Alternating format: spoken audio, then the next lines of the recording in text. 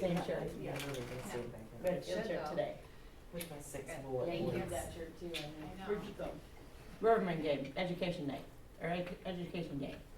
Alright, we called order and. Cost, Spinoza, Here. Caminas, Landers, Here. Rapp, Yes. Williams, Schrader. Yes. Alright, stand for the pledge, please. I pledge allegiance to the flag of the United States of America and to the republic for which it stands, one nation, under God, indivisible, with liberty and justice for all. Okay, the presentation of the property tax levy. So most of this is going to, is just gonna echo what we saw in November, had in an update as well. And so we'll just kind of work through this real quickly. The first question that people hear from time to time is that when it comes to formulating your levy, it can't be more than 5%. I'm sure that if you talk to people about levy, you hear that from time to time. So what is that 5% that people always hear about?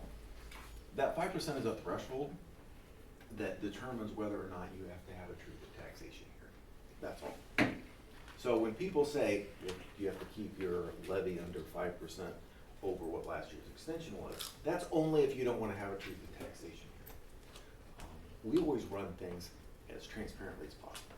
So we go through all of the steps as though we're gonna have a truth in taxation hearing, whether or not we do. And so, when we look at, does that mean that the levy can only be 5% over? No, the board has the power to levy it as it sees fit. There are certain limits, there are local limits, there are statutory limits. As long as the board follows those, then it has the right to levy what it feels it needs to. So then, working off the approved tentative levy from November, how much is the school board levying for this year? A little over $8.1 million. How does that 8.1 million compare to last year? Last year's was 7.3. So it's about a 10% increase, and so that's more than the 5%, and so there would be a truth in taxation hearing requirement. Again, we fulfill all those requirements anyway. When you look at that 10% increase, about 4% of that is attributed to the increase in rate at 10 cents. I think it was 3.7. And so the other 7% is attributed to actually the natural EAV growth. If you remember, we had a very substantial increase in our EAV, and so just capturing that, adding those two things together gets you about a 10% increase. Another question that might come up, the board collects that $8.1 million. What will the resulting tax rate be? And again, this is what we just talked about in November. The levy then would bump 10 cents. Last year was just a titch under 270. This would put it just a little bit under 280. How does that compare to other elementary districts in the county? Really favorably. Ottawa being more than $1 higher. If you look at Streeter, it's not on that list, but it was in one of the updates I sent out. Streeter Elementary is somewhere in the neighborhood of 346. Sarah, 346. And so, not only when you look at elementary rates, but when you look at adding them together in kind of the dual district capacity, because as a taxpayer, I don't just pay the elementary school rate, I also pay whatever the high school is going to have. And so, the Mendota dual district compares very favorably to all of the other dual districts in the county as well. Another question that came up at the last meeting was, if we're looking at 280 or whatever our rate is that we're talking about for this upcoming levy, how does that compare to what we've done historically? And so, going back to 2016, where we were at 269, 2017 we were at 309, and then in the subsequent years since then we've been between 263 and 270.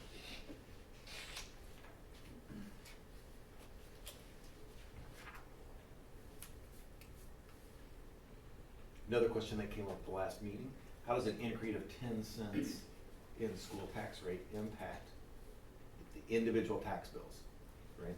We're all gonna have property tax bills come due next year. What does that look like? What does that mean? So a 10-cent increase on $100,000 worth of market value, if you take the market value divided by 3 to get the EAV times the rate gives you the dollars. So that works through to a $33.33 annual increase on every $100,000 in market value. So you kind of like pick that number just as like a nice even number, but like maybe, is that on the mid or low end of like what house values would be in Mendota? Or I do we honestly know? don't know. Okay, I don't know. I figured they were. There And are we ones also less have than to- that, more than that, yeah. Yeah, and we also have to like consider, like some of them is like farmland too, so that's just per that, or? So, so this does not, this would be with respect to everything with excluding cropland. Gotcha. Cropland has its own special formula. Okay. You have to figure in the type of soil. I think it has something to do with what phase the moon is in. I mean, it's complicated, right? I believe it. Yeah, and so, but, it would apply to like, the buildings that are on farms. Yes. Industrial, commercial, Okay. residential, yep. And I just picked this $100,000 because then it becomes a really nice, easy multiplier. Right, that's. Where you're like, hey, you know what? When I bought my house, it was actually 150. Well, then you just multiply it. 45. Then that 33 becomes 50. Okay, $50 a year. That's what mine is. Okay.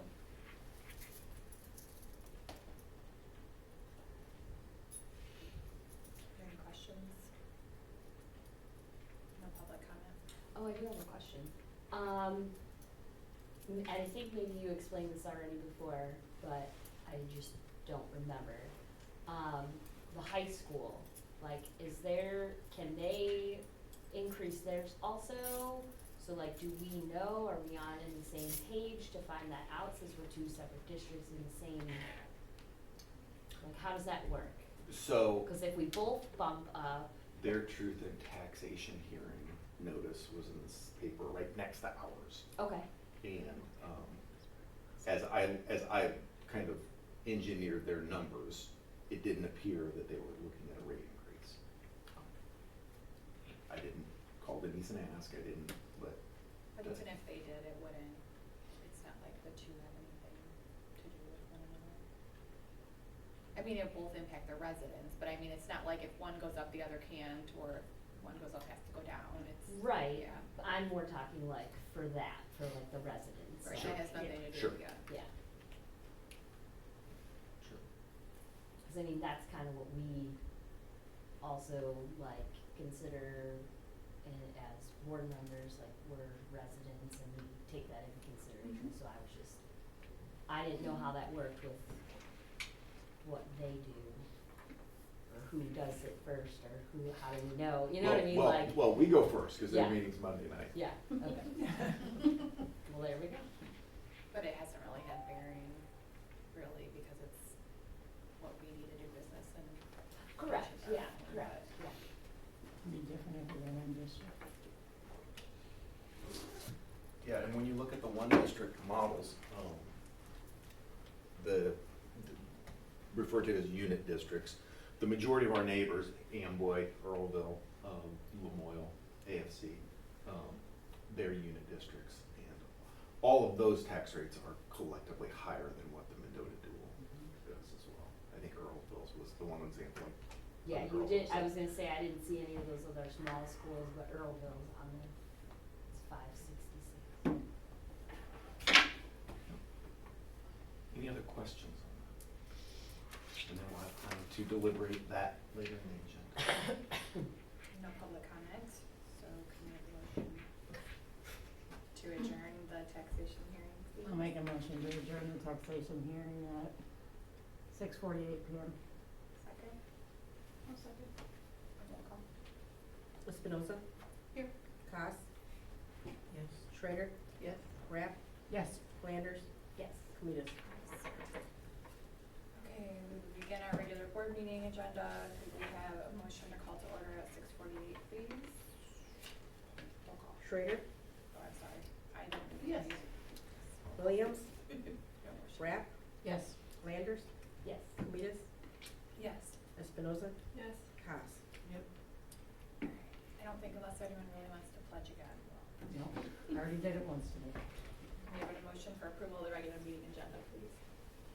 I'll make a motion for approval of the regular meeting agenda as presented. A second. Second. Roll call. Rapp, Yes. Schrader, Yes. Landers, Yes. Espinoza, Yes. Columbus, Yes. Haas. We do not need the executive session, so we will move on to public comment, none, Susan? Okay. And can we have a motion for consent agenda, please? I'll make a motion for consent agenda as presented. 6A, disposition of minutes. 6B, payment of bills. 6C, district treasurer's report. 6D, the interest and activity fund report, cafeteria report. And 6E, the personnel report. Second. Roll call. Espinoza, Yes. Haas, Schrader, Yes. Rapp, Yes. Landers, Yes. Columbus. Yes. FOIA requests. Nothing unless they were in your packet that I forgot about. Okay. Administration report. Yeah, a couple of quick notes before we turn it over to our presentations. Have to start by giving a huge thank you to the high school. We had our K-1 Christmas program over at their auditorium, and it was just phenomenal. So couldn't be more appreciative of the partnership, for sure. Also, with it being the holiday season, we're just reminded of just how blessed we really are, and couldn't let the opportunity go without thanking all of you for your partnership, and the organization that we have. It's just literally hundreds of great people here working together, working hard, taking care of our kids, and thanking the community for their support as well. So the last thing I have also is that attended a meeting earlier this week, and a lot of the area superintendents were there, and I think there's gonna be some more unified conversation earlier in the next year, starting conversations about the 1% countywide sales tax. And so I think that we would probably be looking at a spring of 25 push for that being on the agenda, or on the ballot. So it for would be referendum. 26 monies. Correct. So that conversation I think is gonna start in earnest. And, it just makes if you just do the math at the number of people coming through that live dozens or hundreds of miles away, who come through the 39 corridor, who come through the 80 corridor, who come especially to the Stark Rock area, all of those people that aren't from here, that come and buy things, and to be able to put a 1% sales tax on those people that aren't even LaSalle County residents, it's a complete win for our county, so. And as a reminder, it's not anything that's essential, so it's not medical, groceries, gas, like it's, yeah, luxury taxes. Yes. Yep, so I'll keep you posted on those conversations as well. Cool. Very exciting. Can you give us an update on Lincoln too? Sure. Had a teacher just walking past today after school, and the conversation was, how are things going over there? And just all smiles. I think the students and staff feel really supported. Mr. Strauss is doing a fantastic job engaging and communicating really well and making sure that everybody has what they need. So, yeah. I heard complaints too. Yeah, I've heard parents really good comments about Mr. Strauss. For sure. Good news. Very. Okay. Okay, so we have presentations tonight, and so who's going first? I can load your Please go first. Not it, nose I'll go. goes. What are we doing? Okay. I'll go. All right. Well, now let me see if I can get your. Maybe. I believe in you. Aw. In the nature of the holiday spirit. You guys aren't excited that like tomorrow's. Not at all. We're not doing like even an hour countdown or anything. You guys are done tomorrow? Scroll there. Yeah, they're done tomorrow. I know, right? Celebrating with a pajama day tomorrow. I'll be here in my slippers, Really? ready to Like, roll. I got 4 more days after tomorrow. Yep. Same here, ma'am. It's quality leadership is what it is. It's okay, Holly, we'll rub it in on the other end when they come back. Including 2 basketball games next week, and 8th grade night. So again, I'm Melissa Elvers. I'm the assistant principal at Northbrook, and I'm going to give you guys a brief kind of review of our Spartan Smart, which is our positive behavior program that we have at Northbrook. So we have a committee of teachers, myself and our social worker, who meet once a month to plan all of the activities and prizes that we put together for our students. So I kind of put together our committee members there. But what is Spartan Smart? So it is a positive behavior intervention system. It is a proactive way that we try to promote positive behaviors before we start seeing the negative behaviors. It follows some of the same PBIS principles. That's kind of a buzzword that goes around, but it's just that idea of promoting, what we want to see in our students. It partners with Second Step, which is the social emotional curriculum that we have in our schools, and kind of promotes positive mental health in our students. So in our school, students earn Spartan Smart tickets for the core principles that we have. So teachers write these tickets for students who are doing things to strive for success, make our school a better place, actively participate, respect all people and property, and treat others the way that they want to be treated.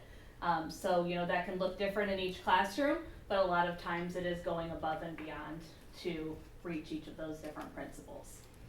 So this year we've implemented a daily incentive along with our monthly incentive. So every morning we pick a Spartan Smart ticket from each grade level, and they get called on the announcements to come down and claim a prize, and they put their ticket up on the board that I kind of included in the picture there.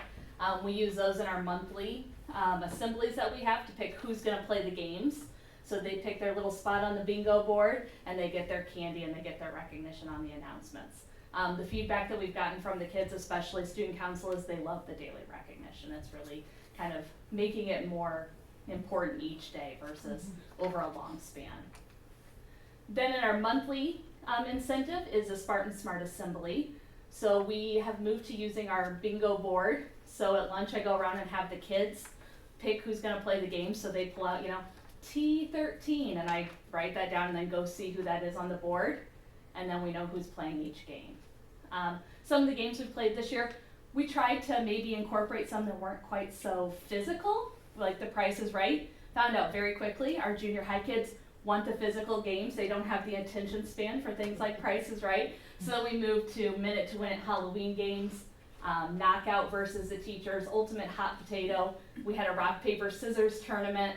And then in January, we're going to be playing a dodgeball tournament.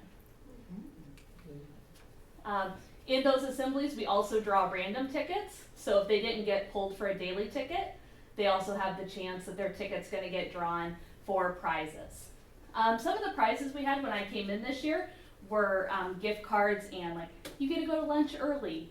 But our student council gave us some feedback that they wanted physical items.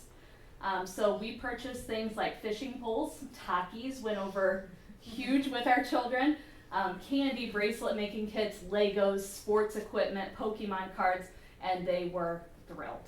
They were super excited. So we're going to continue using those type of incentives for our kids in these assemblies. Then twice a year we total up how many tickets each grade has earned. I took a shot of what our board looks like currently. And then in December, the winner will earn a hot chocolate bar. We start again for a grade level competition, and then again from January to May, we'll do an ice cream sundae party for the grade level that's earned the most tickets of their grade.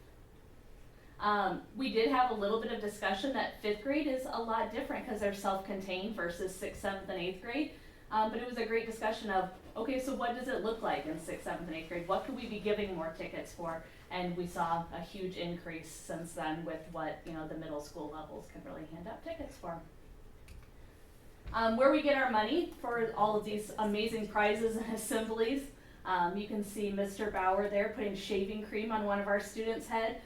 They were catching Cheetos in their hair there. But our puffin pastry fundraiser was a new one this year. That how much did each school make on that one? Do you remember? 3,000. So 3,000 for each school. Started off our year and is going to cover a good portion of our year. Kurt Bruno also made a donation to schools for these assemblies. The Club's Choice fundraiser, and we have an upcoming trivia night, which is going to be February 16th. We just got that scheduled with the Elks officially. So more information on that to come soon, and we will be using that to go up and above and meet all these needs that these kids have to encourage our positive behavior. So, are there any questions? Can you give us a couple examples about what you talked about with 6th, 7th, and 8th grade? Like, when do you hand out those tickets? Absolutely. So 6th, 7th, and 8th grade, we're seeing like a lot of disruptions in their classrooms as far as, I need to go to my locker to get things. I need to use the restroom, and they give them set restroom passes, but it still disrupts their class. So they did like a turnover where if you didn't use any of your extra restroom passes in the middle of class, they were able to provide Spartan Smarts because their class wasn't disrupted. They're doing like no missing work is something that they're giving Spartan Smart passes for. Participation in class to encourage that participation. And they're seeing more participation with the use of the tickets in their classrooms. So, cool. Yeah. Anything else? So I know that one of the things that we've really tried to focus on is we cheat a little bit into Principal Daly's presentation, is trying to do things in a similar manner across all buildings. And I know that this very successful program, we've kind of tried to use some of those different mechanisms at Blackstone and Lincoln this year. But I don't think it got off to maybe a flying start at Lincoln. So could you maybe update us on that and tell us how you've stepped in to help that out? So Paula and I both met with their Pride Committee last week and kind of talked about what is the goal, what would you like to see with this? And one of the things they mentioned was the once a month recognition sometimes for these kids is just not enough. It's too far. They don't even remember what they were getting them for. And they talked about what they'd like their assemblies to look like in the future. But for December, they created a daily recognition where each teacher pulled a golden ticket. They get their golden tickets in their class.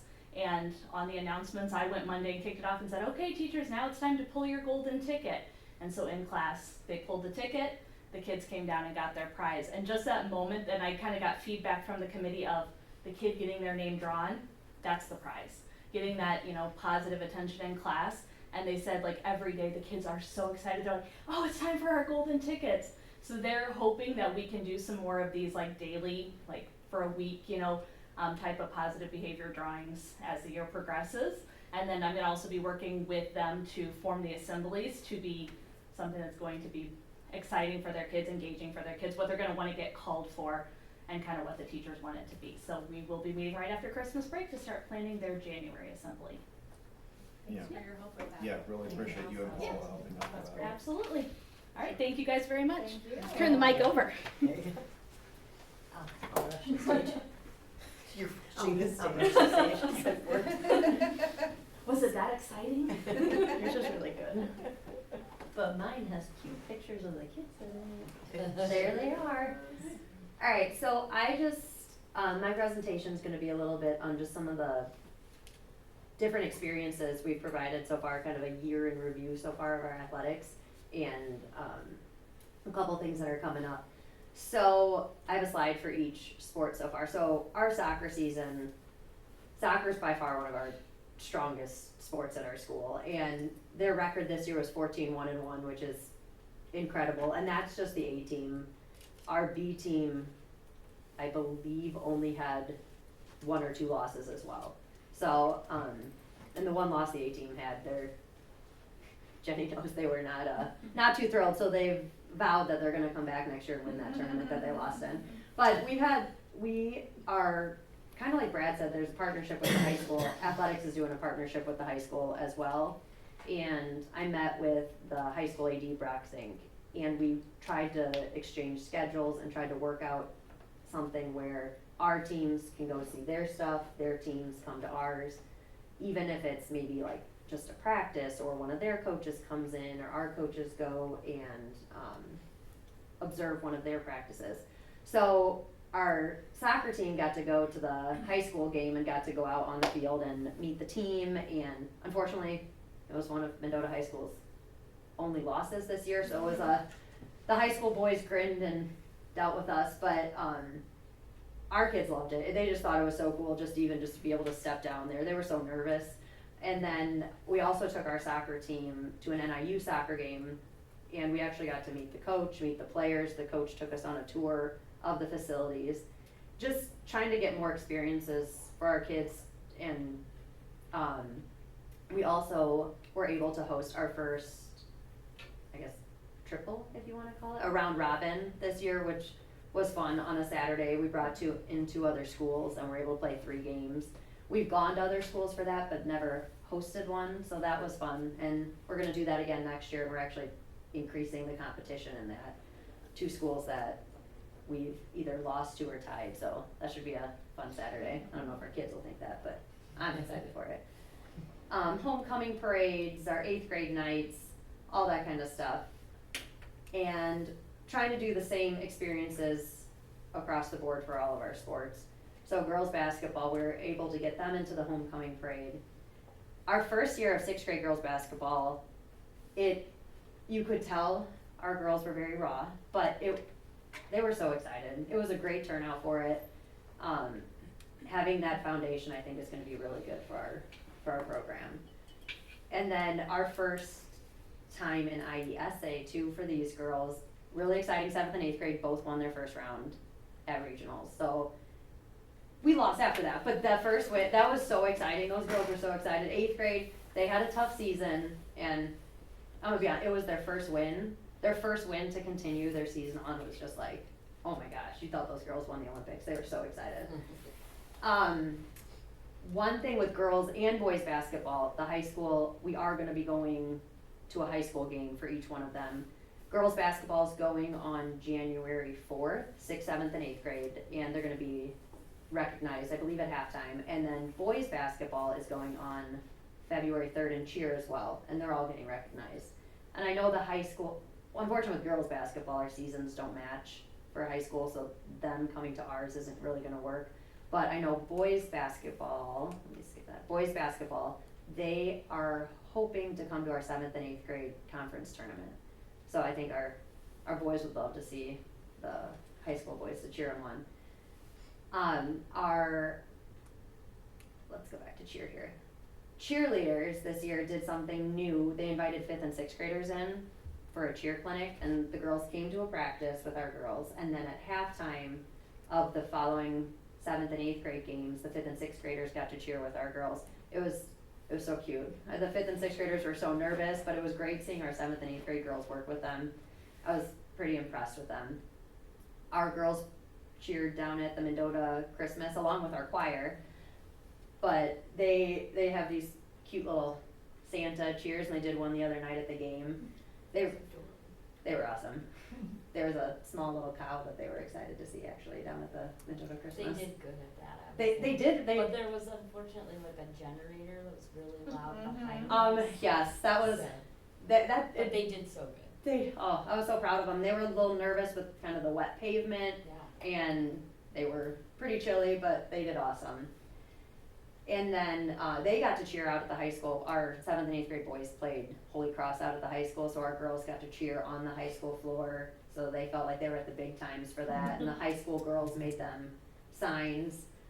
So cheerleaders they've been doing really well. They've been kind of pushing their stunts too this year, getting a little more experience and advance there. So they've been having fun. They had a strict practice last night that was just stunting, so I'm excited to see what they learned there. Boys basketball, Our sixth grade team just ended their season tonight. So they had a pizza party the other night and then they had a pizza party tonight. They're that group's gonna be a fun one to see as they progress throughout the years. They have a really good team chemistry between them. Our we just had our eighth grade night last week, 2 weeks ago, last week. Last week. I don't know. I know, It it's could have been a so month funny. ago. I don't know. Something really exciting though that we just put out, our 6th, 7th, and 8th girls and boys basketball and cheerleaders are gonna be going to an NIU basketball game on January 16th.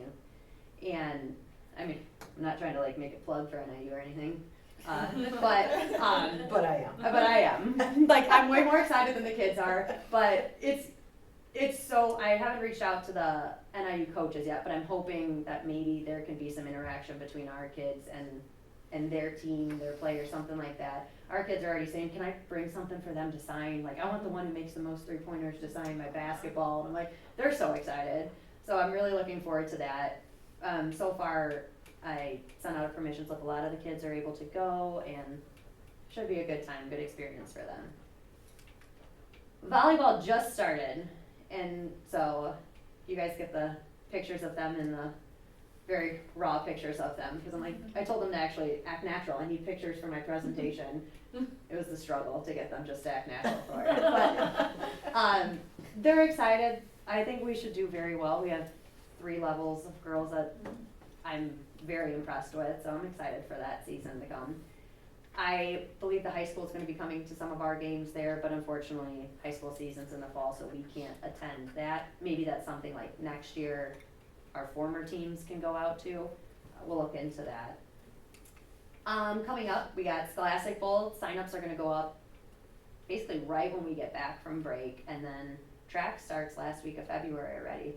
And I'm completely biased because I'm one of the track coaches, but I'm so excited. We have a really good schedule this year for track, like really competitive schedule, so hopefully that'll push our kids. A couple renovations and updates we've done this year.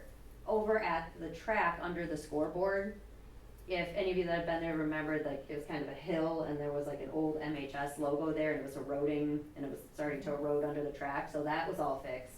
Thanks to Brad helping us out with that. A new speaker system in the gym. Mr. Hansen, I believe it's ordered, or It's here. it's here? I think it's going in over break. So that'll be there for the boys conference tournament, which we host right when we come back to, so that'll be exciting. The volleyball net system, everything's been finalized with that. The floors, we had a little issue with the inserts in the floor. Those have been fixed, the new net's in. It's amazing. It's so simple to put up and down, and the girls are taking responsibility to put it up and down for practices and for games. New cart system that goes with it. It's amazing. A couple of things that we've talked about for the future to think about is some updated mats. The mats that hang on the wall to protect the kids from hitting the tables. Ours are kind of sketchy. They've been around for a while, and they're also incredibly heavy. So, like, basically our 8th grade boys are the only ones who can get those mats up there for us. So, looking into something that'll work for us there, and some way possibly to display the names of the kids. We used to have the old things along the sides of the scoreboard, but don't have those anymore, and they were kind of a hassle to deal with. So just looking into something, I thought if there's some way to like project the names onto a wall or something like that, just kind of food for thought to think about and figure out. So We're dealing with the displays in the one gym too, for the names. Yeah. And the mats. I talked at the PE conference to somebody about mats, so I can give you the name. yeah, let's Because talk we're about buying that. some new mats. Yeah, because we definitely Yeah. need something. All the stuffings, every time the stuff is coming out on the floor, there's less and less stuffing. There's only certain ways you can place them, because if you Oh, put them on the yeah. wrong way, it's like Don't put them up, there's no point. yeah. Well, and if you don't put them up, you really technically shouldn't host, if you wanna host an IESA tournament, you know what I mean, like. Right. Yeah. And I feel like I talked about like would like something maybe a little bit longer too, because I feel like they don't even hit the mat. They end up hitting the table right next to the mat. They always seem to miss the target there. So Any other questions for me or comments? Kind of in the spirit of the continuity that we do throughout the schools, you know, that in some places like soccer, we excel a lot, and then say sixth grade boys basketball, this is kind of their first year, you know, they have the opportunity to go to the Y, I think they have a program yearly, but can we or do we mix with them so that their jargon is similar to our jargon, and then as they grow, we're all growing together? Am I saying Like that with the correctly? like with the high school, we have talked. No, well, I know we do it with the high school, but, you know, in a way to, I guess, maybe make us more competitive in some of those sports where, for instance, the boys basketball team played Wallace, well, they started in third grade, so Right. we are quite far behind. Do I think we need to start in third grade? No, but it would be nice if they had a nicer skill set to help them grow. And again, that's Right. not quite your job, but is there a way that we can work with whatever else we have going on in town so that we're all on the same page? Yeah. Oh, I know we are gonna have fifth grade intramurals. We're going to do it through girls basketball, boys basketball, and volleyball this year in the spring for sure. So we're at least starting in fifth grade. I have had people bring the idea, I guess, Earlville must do a little like intramural league at like the third and fourth grades, maybe even fifth grade too. So that could be something we look into too, even if it's like our basketball coaches working with them, or even Yeah. communicating with like the high school coaches, like a little camp or club, something yeah. kind of a thing. Like- That has been brought up Like, multiple times. And I think a lot of that goes back to, you know, the girls' basketball team that they recognize, the team that went down to state. Like, that group, they started, because I was in, you know, I mean, they started when they were in fifth grade, you know, Weibel had, you know what I mean, so I think, but it also, you gotta have the stability of the coaches that come through that wanna, you know what I mean, to build that program, so, like, I think the soccer, like, they just started them so young, you know what I mean, like, They you use know. a bigger community Yeah. program for Yeah. soccer Yeah, yeah. at a very young age. You gotta have that success, and success builds more success, and that desire, so. And it could be something like with the Y even too, like we reach out to them and ask if they're interested in hosting something. We could like survey our kids too and just get a number and be like, hey, well, our second and third graders are very interested, kind of a Kind of thing leads too. into my other question that goes with it is, and we talked about it at the board meeting recently, is we had so many kids that go out and then we have to cut so many, especially in fifth or sixth grade. I hate that. Yeah, And I would love for there to be a way that we could, and there already is an A team and a B team, but how can we make sure that they don't get lost? You know, I want them to have something to do, I want them to have passion, I want them to be able to play, and creatively, I don't know if there's ideas out there. We have the grant that we just got recently through, I don't know the specifics of it, but it does involve like helping the youth stay off of doing drugs, I think is what it is, but can we partner with that? Can we get some of that here so that maybe these kids can develop what they're doing, and maybe next year they can play, or, I don't know, it's just, those are the things that I was thinking about. and we have had a lot of students who haven't made teams speak to like the coaches and that and find out where they can And I improve love for the that. next year. Yeah. And I was impressed this year, a lot of students who didn't make teams last year still went out. So they weren't Heartbroken. discouraged the first time, and you will get that, but I mean, sometimes too, we try to direct them to the coach, like if you see that they're, like, they go, I'm done with this, it's like, well, go ask, like, what happened, and, Yeah. you know, that's the one thing, and especially, like, cause the schools I came from before, the school wasn't big enough to have teams that were that large, and so coming here with like the tryouts and that, at first it was like, it's an uncomfortable thing, but I know our coaches wouldn't be able to have it, like I know we can't have Yeah. 40 girls on the volleyball team, but what can we Which is- do? we did have 47. I know, that was it's amazing. impressive. Yeah. And that's, you That's know, huge. when you look at, even in our conference, even if you look outside, sixth grade is the level of the AB, and after that there isn't any.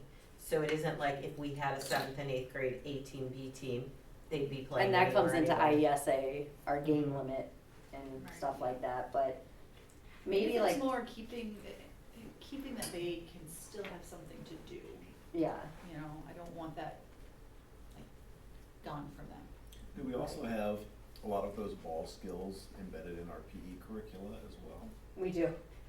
We just got through our basketball unit and I can't speak for the boys, the girls unit was interesting. But we do, yeah, yeah, we still try to incorporate all that, we're about to go into our volleyball one. So that could be something too, like, as the PE teachers, we could also communicate with the coaches and see where things were weak. I, Something. had like those same questions on mine, and I'm glad you answered the intramural for 5th grade, cause I feel Mhm. that is important too. But there were a couple ideas from some of the schools I've worked with in the past. They did like coaches clubs that either met like before or after tryouts, like where kids could learn, because if they've never had an opportunity to learn, this is the first time they're going out for the sport, they might have undeveloped skill, they just have never had a chance to learn even how Kinda to like a do little it. intramural before the. Right, so like maybe they, for 2 weeks or 3 weeks before, a couple days after school, there would be offered a chance, like where the coach would just come like, cause the tryouts is, you know you're being judged, right? But maybe before that, there's a way to practice and learn, so like a Kinda coach's get club. those nerves out of the way too. Right, right, develop some of those relationships with some of the coaches too, so it's not so scary if you've never interacted with the Right, person 'cause before. actually some of them are like, who's the coach? And I'm always like, what's Eric Anderson? Who's him? You don't know him. Like that's how I first I'm like, you Right. don't know him. I'm like, you're gonna Could meet him they- soon. I'm like, Could they even, like, to piggyback on all your ideas, could they, like, do those units before tryouts in PE, like, right before the tryouts are approaching, so that the kids are like, oh yeah, I wanna try out, but I don't know for Have a sure. chance, yeah. And the coach could even come one day during PE and meet them and. possibly, yeah, that depends on like the weather and I'm stuff too, sure, because we try to yeah. get outside for Right, PE and true. that kind of thing. But That's true. I do like that idea though of like the introduction, Right. like Yeah. Kind the of doing pre it ahead thing. of the scariness of tryouts. Right. The other thing that I would love to see, we used to have, I know pre-COVID, a lot more in place with like clubs and stuff that would meet on a regular basis, but what if we did like a sports club, like maybe 5th, 6th, and then a 7th and 8th, where kids that didn't make the team, or kids that have never tried a sport before, or kids that maybe just aren't even gonna ever be good enough to be on the team, but like, announcers. there you go, like learn different sports, or even try sports we're not gonna ever have a league for, like badminton or whatever, like just kind of a chance to, to do stuff. Pickleball and go to the new courts. in Yeah. town. I Yeah, think we we got really pickleball need to courts do a for little, Canada, I like, got that. sports club type thing, so I don't know if that's, I don't remember on our scheduled stipends what that looks like, but maybe an option to for Something, kids yeah. to be an active participant in something, even if they're not gonna make the, And just introduce some of those, cause I know we do a badminton pickleball unit in PE as Right. well, so then, I mean, even like a little club like that, like, they'll get the You can almost introduction either from follow it, us or from yeah. them, whichever one comes first, and then it all just, I think that'd be really cool. I love the NIU stuff, that's fantastic that you're doing that, and I love it myself as well, so love the. It's just the no connection. on a college campus. yeah, It's very cool. They feel so special, and I know from the NIU side, a lot of friends in administration over there, and they love having the kids. I mean, they absolutely love it, and they have them, give them high fives as they come out on the court of the fields or whatever. I mean, yeah, I they know the just NIU love soccer it. players were hilarious with our kids, they were Uh-huh. loving they got to, it was right before Halloween, so they got to do a little like trunk or treat with the players, and the cool. players were like giving them candy, and then the players just kept giving them candy, and I was Oh, like, boy. okay, stop it, like, stop it, We have to no take more, that out of Send us, them off. right? They were loving it. That's awesome. I had a couple of questions for you. I'm glad you gave us what your desires were. I think neither of those seem like huge asks, so I think we could look at those. I know the digital scoreboard thing is, there's a lot of companies that'll put them up for you and then and then they sell the advertisement on it, so it's not a cost to you. I don't know if like having a secondary board on the other side where we could put the names or something, maybe some local advertising to help pay for that might be kinda cool, although I will say at the Sycamore game last night, it was obnoxious when Mendota played Sycamore last night because they had commercials at every timeout and Like with sound? with sound Oh, on giant wow. screens, and so the cheerleaders kept trying to cheer, and it was like, At Hy-Vee, like, over top of them. So I wouldn't go that far, but the static, they had a lot of static advertising underneath their scoreboards, and I know my schools do too. They sell spots for certain dollar amounts underneath it, and it's enough to pay for the cost of the digital sign, but even just a digital display, like, 'cause you really only would need like a big TV almost, like Just just like like. That's Right. what we had talked about looking into, like, Yeah. something that we could program Mm-hmm, and look at for names. just like a Google slide, I like, basically. cause the old ones we had, 7th and 8th grade, like, boys basketball, girls basketball, volleyball were up there. So, you know, soccer was never, scholastic bowl was never recognized, 6th grade cheer was never recognized, and I did like that part about it. So at least if it's digital, we can change it as games are happening too. Right. And you can actually just rotate announcements on it, Yeah. like during the day too, like, hey, our sports club is meeting this week, Yeah. or whatever, you know, that'd be kinda fun too. The library just put that in there. I Yeah, love I'll that. just get a It's great, giant- yeah. Giant smart TV and a little bitty, yeah, kind of, almost like a Chromebook. No, I'm not Oh, done. nice. Oh, 'cause I have an You can, like, idea for change them the to- types and I'm not done, the Molly. colors and all. Rotate Just a the minute. different, who's reading, That'd be, yeah.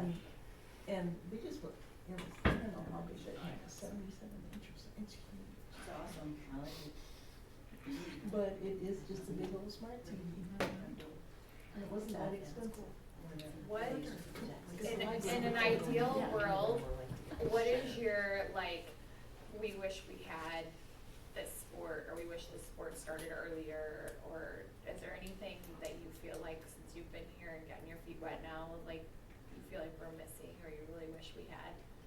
'Cause soccer hasn't even been here that long, so to think about, like, Right. you know, us progressing now, it's our most Yeah. successful sport. So And we don't- I know 6th graders are always asking about soccer. And, I mean, our team this year, and we had 26 kids of 7th and 8th graders with cuts and no 6th graders.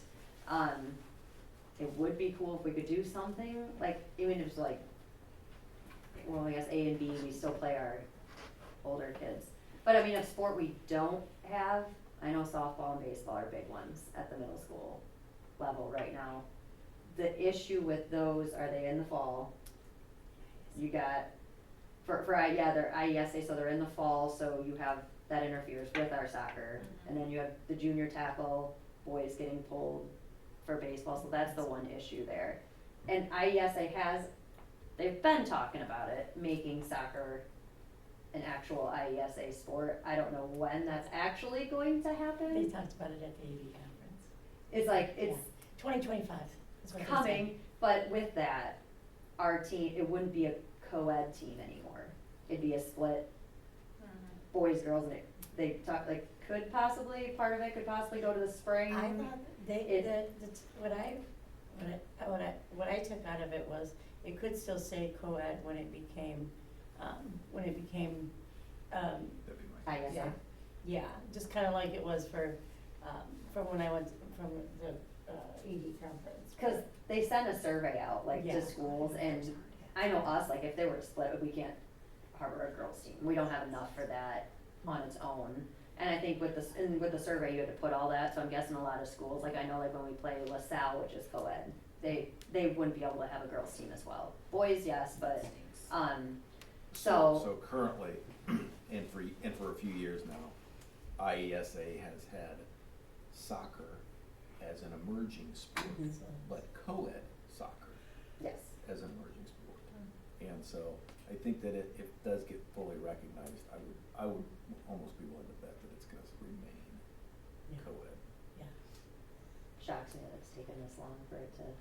I was actually surprised at the, Yeah, at like- the AD conference that they didn't say it would, within 2 years. Like, yeah. Yeah. So I mean, I'd say baseball and softball are the next big ones, and, cause the Star Rock Conference, 5, 6, Not as many for softball, but I think it's that's right, 6. cause JFK just added softball and baseball. Princeton, Streeter is losing girls' basketball. Streeter's losing They're gonna girls' drop girls' completely. basketball for softball. Wow. Oh, there's one. Yeah, so we are I think we are the I need it written down, I think we're the only school that doesn't have both. They either have one, Some or doesn't have softball. they have They have baseball. Oh. So we don't have like Either. either, Right. yeah. Are our sports equal now for boys and girls here? No, because, maybe because it's soccer being co-ed. Yeah, and then, No, there's no, it wouldn't be, girls. cause boys only have soccer, basketball, and track, and then scholastic ball, so girls is still up. Interesting. The opposite of Title IX. Cause if you, I don't know how many you cut for soccer, but if baseball were ever introduced, then maybe some could make that decision now, I wanna go this way instead of that way, and you wouldn't have to cut as many from either. That's true. And you can make it a pilot. They just And have to choose. The first 2 years you could make it a pilot, that's what LaSalle soccer was my first year, 2 years ago. Like, maybe it's one of those to see what interests or what other sports, you know what I mean? It's not to say that we look at it, but like an interest survey. do I mean, think there's it's even like good timing. cross-country for ISA, Yeah. and for that you Golf, pay there's golf, golf. and Oh, for there's those you golf. like pay like Yeah. per athlete, Yeah. so it's kind of like if you want them to compete in sectional and that, I mean, we have, our track team is a very solid team, and we do have some very good long distance runners, that cross-country is something I think, we'd have some kids That's excel something in. probably easier to add. Oh, because they just use their track uniforms too, Right. and, And it's also building the success. Equipment, Yeah. none? yeah. Right. Fantastic. Golf is cool too though, cause it's another individual sport for kids that maybe aren't as athletic. Is And- bowling a sport? It is Yes, I was too. gonna ask Yes. that question too, that Yes. popped in my mind too. Yes. And- Holy crossover, right? And Yeah. we Just have add it them too. all, like, Um, what are we, right, Brad? Like- Oh, I'm just kidding. I second Paula, that. she That's just said like, we're adding are we all the going now? sports. Oh, no, I Throw it do in the ball, know. see what happens. She's sweating. I actually think though, it's a great Associate idea over to here. send out an interest survey to see what their interest is of them participating. Not to say that we would need, participate next year, but just to see where the interest level is. And because you could also have wrestlers too. I was just about to say And I wrestling, mean, another one. So it's not to say that we would add, but just to see where the interest lies for the future of athletic teams and that. The problem is, and you can correct me if I'm wrong, is like the interest, by the time we would maybe implement some of them, could totally change, like. Yeah, well, It's- that's- it evolves You could annual. survey Yeah, fourth, and fifth evolves year annually, for Like, this you have or a something. group of kids in this grade that all love this, You, and then you next also year don't wanna we have so many sports that you can't, make teams. staff Teams. Yeah. Yeah. and that you can't make a team. Right. Well, yeah. My, In high school they can't. I do have, so, just because that, like, there, we have these wish list items, and maybe now that the gym is pretty much, it looks brand new, except for the bleachers. I wasn't gonna say it. Yeah, oh, we said it in the walkthrough, whatever. Uh-huh. But, and I know, like, myself in, the co-op, we are getting all brand new uniforms because of the mascot change. But we've hosted all the tournaments, like you've now got your foot wet in the Star of Rock, maybe hosting other tournaments because of the facility. Like we've hosted 3 tournaments now, and we've raised $8,000 towards our 15,000. So like I think some of those wish list items could also be by hosting tournaments next year. So. Or vice versa, if we need to make the investment so that we become a more, Yeah. So we can host. so we can host stuff, then we do so that, it pays for itself, but. Well, you said in your presentation that you worked a lot with the high school, and that sounds really awesome, like the collaboration and connections there, and so maybe part of figuring out where to go next is like, what does the high school excel in, or what do they have good success with, and maybe that's something we would wanna prepare them Or for the vice next thing versa, at high like school. what are they getting that the kids aren't prepared True. for? Yeah, but just, I mean, in your And that's talks one- with them. That's one thing we've talked about, like the coaches, like communicating with each other and like not necessarily streamlining everything, cause obviously sixth grade Right. compared to seniors is, Yeah. like, Oh, yeah. can't expect the same thing, but just kind of some thoughts and like where they're strong or they're weak and then where we're needing help Yeah. as well, so yeah. That's cool though. I also think as we look at expanding and as, you know, maybe some of the coaches switch out, having coaches that it's their first year, even their first 2 years coaching, having them partner either with an experienced coach within our own district or seeking assistance from the high school to bring them in. Mhm. Cause witnessing some of that and being able to see how when another coach fills in or when another coach helps out, like how different it can look and feel. Changes the environment, Yeah, and I think that that is really important, because if you've never done it before and you go out there and try to do it alone, it's maybe not gonna be super successful. Right. But partnering up and learning and mentoring, and if we kinda know like what the high school and how they're gonna do it, what they're looking for, and we kinda use that to sort of train backwards, it'll help in the coaching perspective too.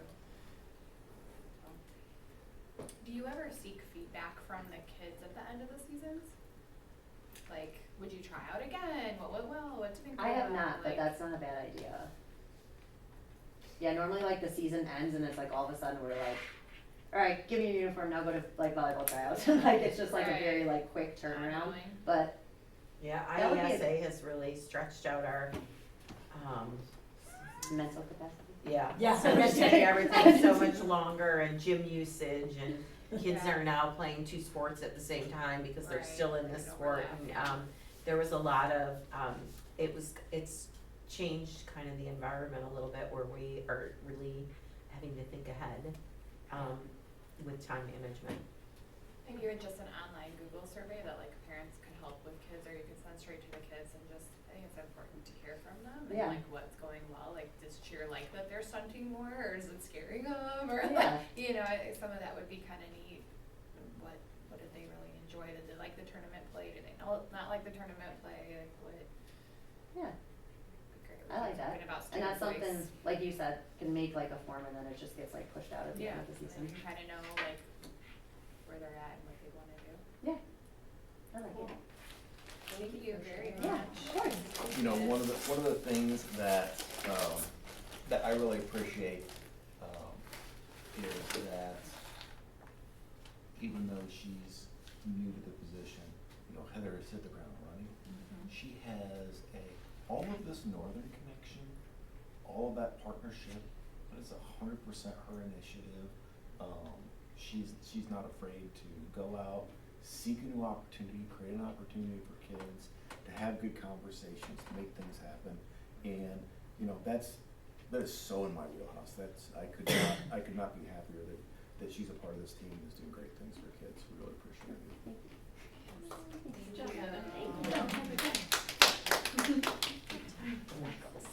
It's always nice when you get that, isn't it, Heather? Last but not least. Last but not least, so I'm gonna just start out by saying, like, my heart is so proud and happy listening to everybody talk. It makes me super excited, and if anybody wonders why I'm happy every single day, it's because, there's a lot of, proactive human beings at Northbrook really trying to make things work for kids, and it's, until you sit and we know it, and everybody's out hustling, but to sit and listen to everybody talking is fantastic. So, that is not what my 6 bullet points are about. I didn't give you anything, and I have nothing to show you. I'm just gonna give you an update on our Collaboration for Student Success committee. We just had a meeting in November, and it was really just a check-in to kind of check the temperature. This was a lot of information for teachers, and we started the year with like, okay, these are for sure things that we have to do. It was a bumpy ride for a lot of us, and we had to kind of make some adjustments and changes, and there was a lot of literal, like we said, okay, for grading we need to do this, and for planning and preparation we need to do this, and some teachers were literally trying to minute by minute work together to make those lessons work. And we realized, like, no, that's not really what we meant. Put yourself into it. We want you to use your personality. So we had to have some clarification time, which was great. At our check-in, we found in that most everybody was okay with the consistency of the things that, the topics we were tackling. There were a couple grade levels that were struggling. So administration is stepping in and working with those grade levels. We've decided at this point, our changes that are going to be made are building level. Like Lincoln's report card needs to be worked on. So that's something that has gotta be a conversation. You can't change a report card in the middle of a year. So we're gonna have that conversation about what that looks like. How do we give X's at Northbrook has become a huge conversation. So we're really working on that in Northbrook, grade level wise. Another thing that we kind of dug into were assessments, any type of assessment and how we look at that assessment. So we're really slowly but surely talking about FastBridge. There's just this really big 50-50 split about how we feel about FastBridge, and I truly believe that has to do with what grade you teach and what report you use and what you're looking at. I understand that there's no benchmarking assessment that everybody's gonna love all the time. We talked about how we used to have AimsWeb Plus. We talked about people who use MAP and what their deficits are, and we talked about how you have to have progress monitoring built in, and then you talked about how none of it matches with IAR. And so, you know, what are we using this for? And I'm a huge FastBridge fan, and I will like stand up and pound my fist and be like, no, we're keeping FastBridge. We love it. It's amazing. So, you know, it's a good conversation to open up and start talking about and how we're using it and looking at it. IAR test prep is going to begin in January in all of the schools. It used to be called Power Up for Park. So we're gonna now, Pearson, who creates IAR and the website that all the kids take IAR on, is creating a lot of the resources for us. So I know Tyler is out looking also for additional resources, but we want them implemented daily in classrooms, so they can see that language and they can see the formation that every question they're asking is asking for two things. Without a doubt, like you've got to know two things from that one question, and so what are the two things? So kind of doing that sort of a thing. It's a 2-minute implementation, and it's no different than a bell ringer. So it looks at something that's a little bit higher level thinking, and so if nobody gets it, we need to wonder why. Like why is that so hard? Why is that one so hard? So those were some of the things that we caught up on. I have a question. So you mentioned about the Lincoln School report card, has issues. Well, yeah.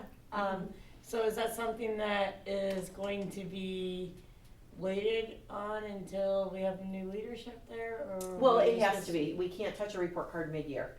Yeah, I know, but like, is it something like that in the plans is already going to be developed so that, or is it gonna be when we? That work will be done Okay. sooner rather than later. Yeah, so I think that is kind of part of our committee, part of consistency, because, you know, for sure, kindergarten report card's gonna look different than everybody else. So we wanna come up with a solid plan of what it should look like, as soon as possible. We're not going back to the conversation of the E's and the P's versus the We are A's. not, no, not at all. No, Long years. how many times have I said, don't ever talk about those again? Yeah, no, we will not do that. That was, no, you didn't. Yep, that was a lot. No. Is there, this just popped in my head listening to you talk about how when they bring the grade levels together, and is there ever thought to looking at maybe as, because we're unique in that we each have like one teacher that teaches something for each grade, so the teaching style is going to be the same for all kids in that grade, but looking year over year, the teaching styles and personalities are incredibly different between some of the teachers. Has there ever been thought to maybe like having like maybe some of that switch back and forth, even if it's just like lesson time, review time, like some of that where maybe we go back and forth and see like is maybe if a child did really great one year in the subject and then in the next year they didn't excel, is it the subject, is it the content, or is it maybe like the style of teaching that was different? So I don't know if like maybe some of those carry through. Like, I think, I know in my district, we talk a lot about differentiation and instruction and assessment, and some teachers love to assess by having a conversation with kids to even say, like, can you talk about the topic we just talked about? Like, let's talk about it. Other ones are so like, let's do the worksheet, and kids that don't do well with worksheets don't So absorb. are you So- asking teachers switching? Well, I don't know, if either switching or observing or picking up on a few practices that maybe, like, if it is so different between sixth and seventh or between seventh and eighth, is there some practices between them that could at least be? So we work with Tyler to kind of do that, and we really take new teachers and try to put them into different situations in different classrooms. It's really hard in a day to do that. It would require subbing to do that sort of a thing. You know, we've talked with Tyler about trying to do that. I can tell you that we do it very minimally, but, you know, that But would be we are something to having look like the into. curriculum team meetings as well, so Mhm. like through the CSS, not only is like the sixth grade team meeting to make sure they're all on the same page, you know, our math teachers are all working together, and being part of some of those conversations have been really interesting too, to kind of see, so this, you know, we'll use math as an example, you know, in sixth grade, here's what it looks like versus seventh grade versus eighth grade, okay, now how can we converge and find that point that's best for our kids and all get on the same page, and it's a transition, you know, some of our teachers having to kind of change the way that they've done Right, things. absolutely. But I think you're gonna see that over time, those conversations that they're having on our institute days and all of those are going to kind of help to what you were speaking about of different teaching styles and stuff. At least there will be some consistency, you know, as they go from Right. sixth grade to I seventh love grade. that they're partnering on the content. I think even more beyond that would be great if they Yeah. could partner on maybe some of the delivery and some of the classroom experience for kids, cause it is so, you see like Mhm. the same kids Yep. year over year have like such a dramatic difference. Yeah, and I really like everything that you just said. One of the things that I would really like to see actually before I get out of here is I would like to see some looping across across buildings. Our first grade teachers spend some time in second grade, our fourth grade teachers spend some time in fifth grade. All of those things are great, but when you kind of bring that back into focus, you know, as we transition through this CSS process, I really think that some of the things that you just talked about, you know, shadowing other teachers, increasing those conversations about best practices and sharing, I think that really is kind of a natural next step in this, maybe next year or the year after, so. those Yeah, are and all we've, good we things. have, we've instituted mentors, this is year 2. So a mentor and a teacher switch, they watch each other. You know, so that has been really helpful. And you try and partner, not even same content, just kind of opposite ends if you can. If it's not necessary, then you get like, you know, content or grade level or whatever. So you gotta really think about that in advance. But I do think we are using our PD time for articulation more than anything the last year, and that has been really brought up about great conversations. And the consistency part, like I didn't think about this when we were laying all this out. It really, we have to do part of ours grade level and part of ours content level. And so that like has become its own little like, because you come back from your science meeting that you just all agreed on stuff and it doesn't go with your 8th grade, whatever, you know what I mean? And you're like, well, wait a minute. So that has been a lot of the juggling too. So, you know, we're really taking our time and trying to learn as we go and to try and make this, I keep saying when somebody's like, this is so hard, or it's not working, or it's a big change, I'm like, is it a good experience for a kid? Like, is it a good experience for a kid? Like, that's like where we really have to look. And I think when you kind of put it in that terms and you're like, oh, it is, you know, it's like, okay, then we're gonna make these little changes and make it work, so. Right. So last year, the committee really focused on some of those grading and homework and some of those and discipline Operational routines. stuff. So a lot of the Like operational district stuff. stuff, And, yeah. and this year, we're really implementing a lot of that commonality, so we're ironing out. And so now, at the kind of the higher committee level, now we're having some new conversations about assessment. We're gathering all this data, what are we doing with it? You know, how are we preparing kids for it? Is it useful? Is it the right data set? And so then next year, we should be able to make some gains on that as well. But we were having conversations, and not only conversations, we're having implementation that, quite frankly, most schools don't have. Most teachers across grade levels don't have these conversations, could not be more proud of our organization, the people having these conversations. A lot of them very uncomfortable, and so, Yeah. one of the things that I love, you know, we're going through all of this work, and we're making people uncomfortable, and we're moving the needle. Are you getting any feedback on it? Are there any results that you're seeing? Yeah, so we just had this at our faculty meeting at Northbrook. I sat down with the Northbrook members of the committee, and we really ironed out, like, starting in January, these things have to take place. Like, everybody has to be on board. It's working. And so then the committee asked me, they said, we're gonna ask you questions, and this is what you have to talk about. So they asked if I had seen changes. Absolutely. The positive changes have been, in 7th grade, it used to be 1 or 2 teachers did 3 X's for certain things and the other teachers didn't.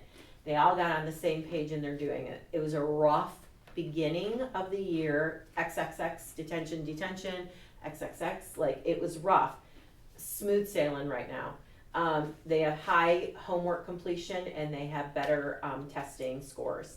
So it is showing, like, you know, that works. Our discipline, so I don't know how to say this is better. We have more, but it's little things. Okay, so we're seeing a lot of kids in the office about little things, blurting, disruption, things like that. It's not huge problems that we have. So that's kind of nice to see. I think I could partner that with consistency, and I think I could partner that with Smart and Smart, and kids being motivated. Kids have a really, I'm speaking just for Northbrook with all of this, the aesthetic changes have really pumped the kids up with pride at the school, and they feel good about the school when they walk in. They can't wait to run and tell me, they're like, oh, Putnam County was here and they couldn't believe how good our school looks, or whatever school was over and the kids were saying this about our gym and the floor looks good. And that is a phenomenal thing. But I do think the consistency, what it really has done is it's collegial. And so all of these teachers are getting together, and even if you don't agree, the conversations are so meaningful. Nobody's mad. Uncomfortable is a great word. Like, okay, I have to really, people are processing and they are like, okay, this is going to make a kid have a better experience. And that's gotta be our goal. I keep saying this is ugly for a little while, but gosh, in like 4 years, what we're gonna see is like, okay, this is the process, this is what it looks like, this is how it is. And it makes a kid's life real easy, and it makes their school day real enjoyable. And it's helped our kids become active Mhm. in their own situations, like, they know what's expected of them. And so when it gets to me and I have those conversations with them, they take the ownership and they know exactly why they're there. They know exactly what they need to do to fix that, and as we become consistent with that, you know, we're gonna see that so much quicker in these kids, and then they self-correct, you know. And it's not different when a new teacher comes in. Right. That's been hard too. It's like Mhm. 1 year it looks like this, and then the next year it's totally different. 'Cause Right, the and- person changes, the system shouldn't change. Yeah, right? and there's just some really basic things that everybody's like, oh, this does make sense, like, you know, so it's just, I have just loved the philosophical educational discussions. You know, nerd, but I don't care, it's been really great and interesting, so. That's awesome. That is great. Thank you for your work with that. Mhm. Good team nerd. Team nerd. We have 4 quick action items, right? No board reports, so the tax levy action. Just 3. So could we have a motion to adopt the local property tax levy as presented? I'll make a motion to adopt the local property tax levy as presented. A second. And roll call. Haas? Yes. Espinoza? Yes. Komitas? Yes. Landers? Yes. Raff? Yes. Schrader? Yes. Next is press policy 113. This was the adoption of the one we did first read on Correct. at the last meeting. That's the policy changes that we talked about that come out from press. Unless there's any questions, can we have that motion, please? Make a motion to approve press policy 113 as presented. In a second. I'll second. Schrader, Yes. Rapp, Yes. Landers, Yes. Kumitas, Yes. Espinoza, Yes. Cost. Yes. Our last action item is in regards to the payment of remaining bills. Due to the timing of this meeting, there will be bills that'll come in after our meeting, so it is authorizing payment of those bills that'll come due between now and the next time we meet. I'll make a motion to authorize the payment of the remaining regular December bills. Second. Roll call. Espinoza, Yes. Cost, Yes. Landers, Yes. Kumitas, Yes. Schrader, Yes. Rapp, Yes. Motion to adjourn. I'll make a motion to adjourn at 7:53. Second. Sorry.